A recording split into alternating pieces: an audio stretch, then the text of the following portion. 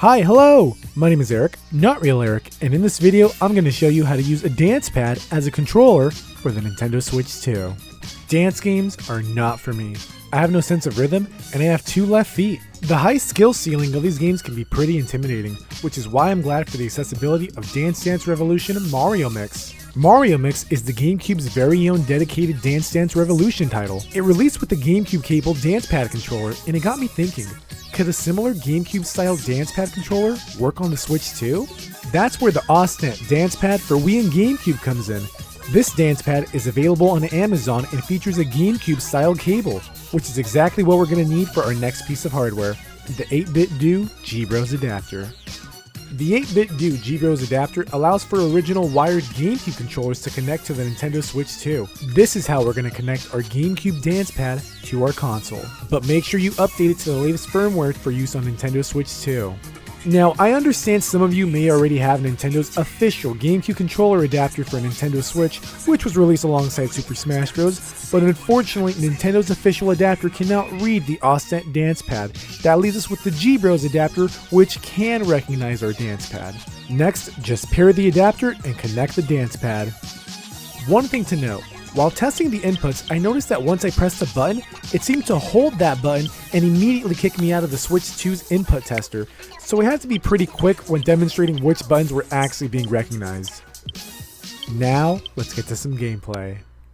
Our first game is Super Mario Bros. Wonder Nintendo Switch 2 Edition plus Meetup in Bellabel Park. Even though Super Mario Bros. Wonder has a simple 2-button focus and D-pad layout, it was a little difficult for me to learn this at first. But once I got used to the controls, it became surprisingly fun and easy to pick up and play.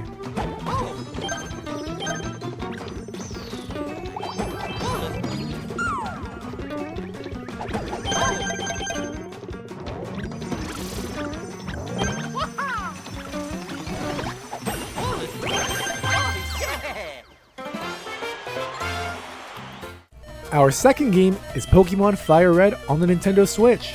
As an RPG, Pokémon FireRed moves entirely at your own pace, so there's never really any rush to get your moves out, and as expected, this made it pretty easy to control with the dance pad controller.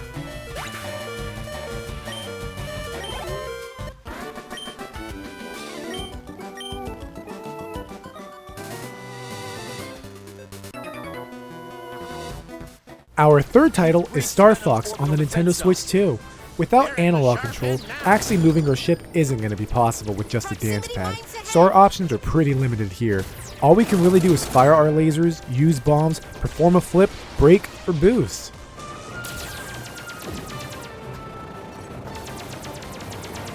Oh look, they've decided I'm the biggest threat. Our fourth game is Donkey Kong Bonanza. If 2 controllers are connected during single player, whichever controller provides the most recent input becomes the active player. This lets us create a tug-of-war setup with the Switch 2 Pro controller and the dance pad, allowing us to move with the Pro controller and use the dance pad for punching up, down, forwards, or jumping.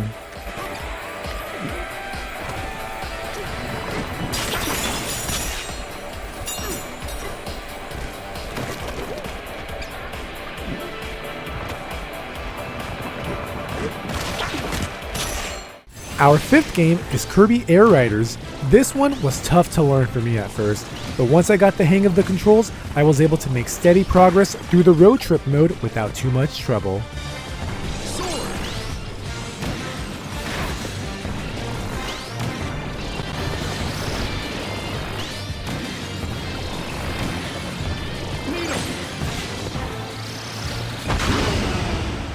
Excellent! Our sixth game is Tetris through the GameBoy Nintendo Switch Online app. Simple gameplay doesn't necessarily mean simple to play with the dance pad. As the game got faster, it got harder, but as a novelty, this was one of the most fun experiences of this video.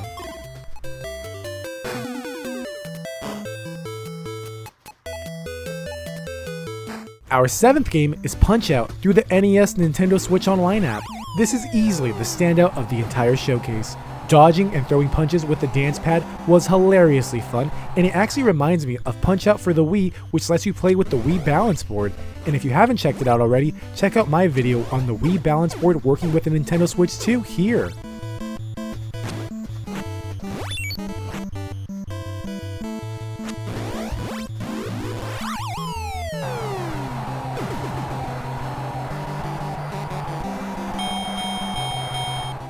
Our 8th game is Donkey Kong Country 2 through the Super Nintendo's Nintendo Switch Online app. Despite the button mapping not being perfect on a dance pad, the controls that were available worked for me, and for what I was able to do, the game felt easy and responsive.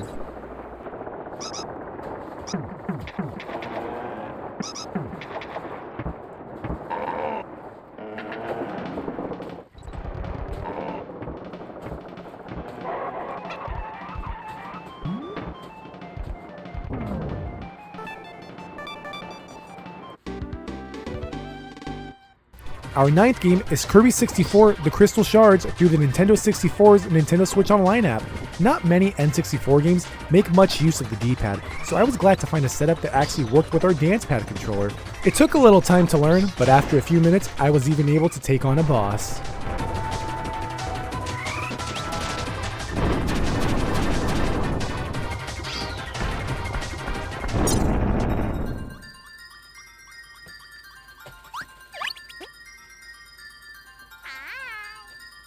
Our 10th game is Super Mario Strikers through the GameCube Nintendo Switch Online app. Even without analog control, I devilishly figured out a way to play without letting that limitation get in the way.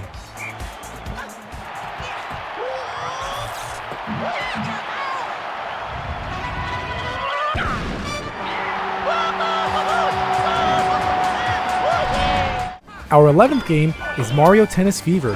Thankfully, this game supports the D-pad controls, which allows us to move our character and perform all of the different tennis shots found on the A, B, X, and Y buttons.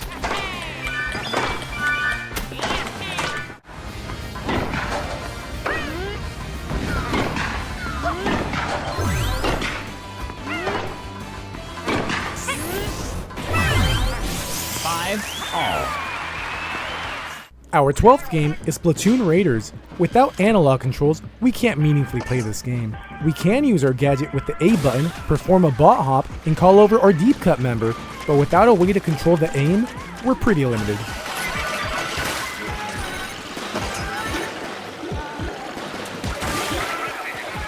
Our 13th game is ARMS. Unfortunately, ARMS does not support the D-pad controls, so we are limited to just the A, B, X, and Y buttons. These let us throw right punches, left punches, jump, and dash. So while it's worth it for the novelty, this is not a viable way to play.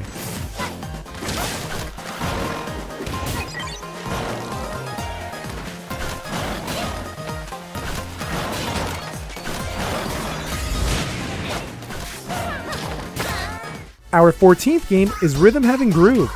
I mentioned earlier that I have no rhythm, and yet I had an absolute blast playing through Rhythm Having Groove with this dance pad. The giant buttons made tapping along to the beat surprisingly fun, and this ended up being one of my favorite experiences in this showcase.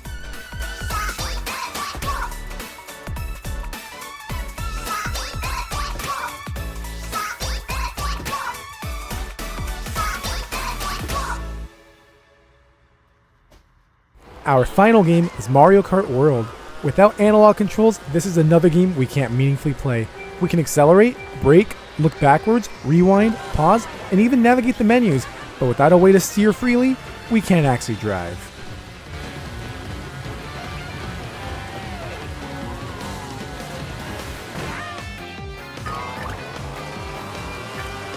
And there we have it, a dance pad being used as a controller for the Nintendo Switch 2. While I definitely wouldn't recommend replacing your traditional controller with this dance pad anytime soon, it's still a pretty cool novelty to see this GameCube accessory find new life on the Nintendo Switch 2. But that's going to be all from me today. Thank you so much for watching. If you enjoyed this video, consider dropping a like and subscribing. Follow me on YouTube, Twitch, and Twitter. My name is Eric, not Real Eric. Stay real, stay safe, stay you, and I'll see you in the next one.